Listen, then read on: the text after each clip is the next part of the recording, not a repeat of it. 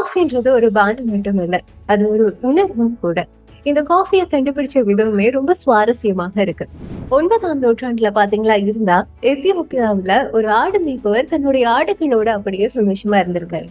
அந்த சமயத்துல அந்த ஆடுகள் ஒரு தாவரத்தை கண்டுபிடிச்சிருக்கு. அந்த தாவரத்துல ஒரு அழகான சிவப்பு பழம் உண்டு இருந்திருக்கு. அந்த பழத்தை சாப்பிட்டதுக்கு பிறகு அந்த ஆடுகளுக்கு ஒரு உற்சாக உணர்வு கிடைச்சிருக்கு.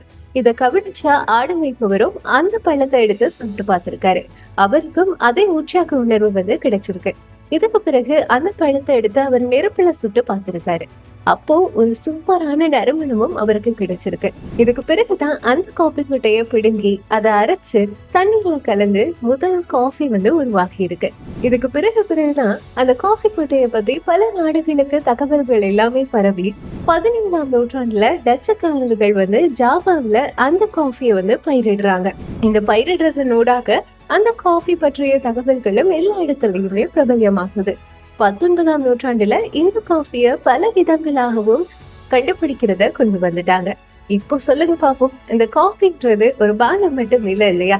ஒரு உணர்வும் கூடிய ஒரு சூப்பரான பானமாக தான் காஃபி கருதப்படுது.